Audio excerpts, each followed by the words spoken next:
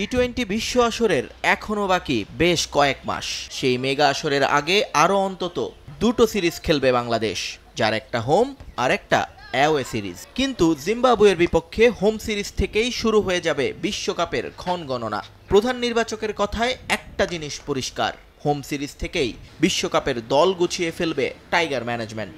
পরের অ্যাওয়ে সিরিজে ঠিক হবে একাদশ এবং ব্যাটিং লাইন আপ, অর্থাৎ ভারত বিশ্বকাপের মতো কোনো পরীক্ষাগার হবে না বাংলাদেশ জাতীয় দল।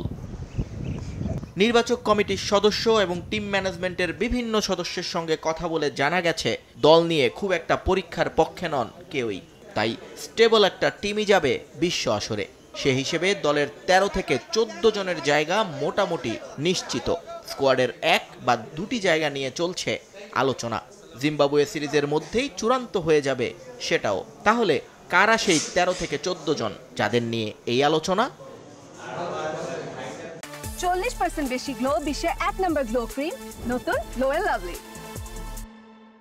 শুরুর নামটা অবশ্যই অধিনায়কের। বাংলাদেশের 3 ফরম্যাটের ক্যাপ্টেন নাজমুল হোসেন শান্ত। ভারত বিশ্বকাপে দুটো ম্যাচে ভারপ্রাপ্তের দায়িত্ব পালন করলেও পূর্ণ মেয়াদে এই প্রথম কোনো বিশ্ব আসরে বাংলাদেশের ব্যাটন হাতে নেবেন শান্ত।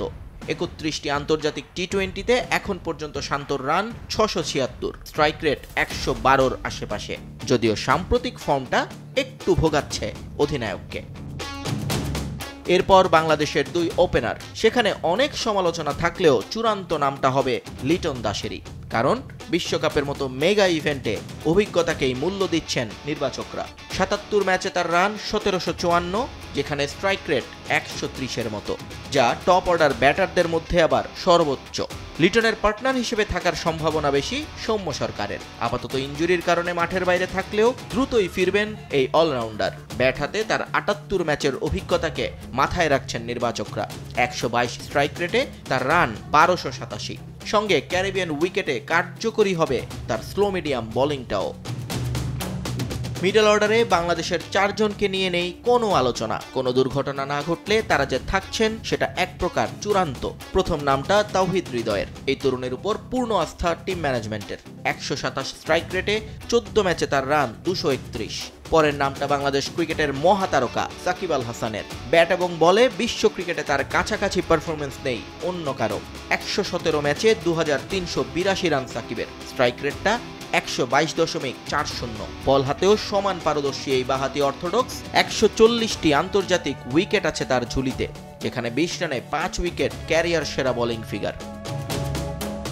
সাকিবের পরে থাকবেন দলের আরেক গুরুত্বপূর্ণ সদস্য মাহমুদুল্লাহ রিয়াদ। অভিজ্ঞ এই ব্যাটার এখন পর্যন্ত ম্যাচ খেলেছেন 124টা। 118.19 স্ট্রাইক রেটে রান 2176। বিপিএলে তার পারফরমেন্স নজর কেড়েছে ক্রিকেট সংশ্লিষ্টদের। পরের নামটা টাইগার মিডল অর্ডারের নতুন সংযোজন জাকের আলী অনিক। লেট মিডলে বড় বড় ছক্কা হাঁকাতে পারেন এই ক্রিকেটার, যার প্রমাণ তিনি দিয়েছেন লঙ্কা সিরিজে। 6 ম্যাচে তার run 110, strike rate 122.22। Late middle অর্ডারে প্রতিপক্ষকে চার্জ করতে থাকবেন আরও 2 জন, দুজনই স্পিনিং অলরাউন্ডার। শেখ মেহেদী 44 ম্যাচে রান করেছেন 317। স্ট্রাইক রেট অতটা ভালো না হলেও ঘরোয়াতে তার পারফরমেন্স বিবেচনায় নিচ্ছেন নির্বাচকরা। বল হাতে 35টি উইকেটও কথা বলবে তার পক্ষে। পরের নামটা রিশাদ হোসেনের। লেগ স্পিনিং এই ব্যাটারের জায়গাটা যে পুরোপুরি নিশ্চিত তা হয়তো জানেন বাংলাদেশের 18 কোটি মানুষ। ব্যাট হাতে তার স্ট্রাইক রেট এখন পর্যন্ত দলের সর্বোচ্চ 136.53। বল হাতেও তার ইকোনমি বেশ সমীহ জায়গা নিয়া। পরের 3 জন এই মুহূর্তে বাংলাদেশের পেস অ্যাটাকের ত্রিনয়ন। 57 ম্যাচে 56 উইকেট নেয়া তাসকিন আহমেদের সঙ্গে নতুন বল হাতে নেবেন গত 1 বছরে বাংলাদেশের সেরা পেসার শরীফুল ইসলাম। 37 ম্যাচে তার উইকেট সংখ্যা 42। আর মিডল ওভারে ব্রেক থ্রু এনে দিতে ক্যাপ্টেনের ভরসা হবেন মুস্তাফিজুর রহমান। 91 ম্যাচে তার উইকেট 160টি। স্কোয়াডের 13 নম্বর জায়গাটা নিয়েও নেই কোনো বিভ্রান্তি। এখানে দীর্ঘদিন পর আবারও দলে ফিরবেন মোহাম্মদ সাইফুদ্দিন। ইনজুরি থেকে ফিরে সাম্প্রতিক বিপিএল এবং ডিপিএলে তার অলরাউন্ড পারফরমেন্স বিশ্বকাপের দলে জায়গাটা পোক্ত করেছে ভালোভাবেই। 14 নম্বর জায়গাটা হতে পারে একজন ব্যাকআপ ওপেনারের। সেক্ষেত্রে এখানে বিজয়ের সঙ্গে নাম আছে তানজিদ তামিমের। কিন্তু বিপিএল অভিজ্ঞতা এবং সাম্প্রতিক ফর্ম বিবেচনায় নিলে তানজিদ হাসান তামিমি হতে যাচ্ছেন নির্বাচকদের একমাত্র পছন্দ। সব সমস্যার মূলে স্কোয়াডের শেষ জায়গাটা। অর্থাৎ কে হবেন বিশ্বকাপের 15তম সদস্য, এটাই এখন $1 মিলিয়ন প্রশ্ন। এখানে নির্বাচকরা বিবেচনায় নেবেন কোচ ক্যাপ্টেনের চাহিদা।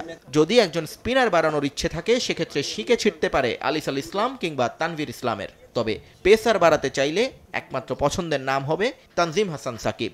তবে ভারত বিশ্বকাপে ব্যাটারদের কারণে ভোগান্তি বেড়েছিল দলের, তাই একজন অতিরিক্ত ব্যাটার চাইলে শামীম পাটোয়ারিকেও রাখতে হবে বিবেচনায়। নিয়ন মোহাইমেন, সময় সংবাদ।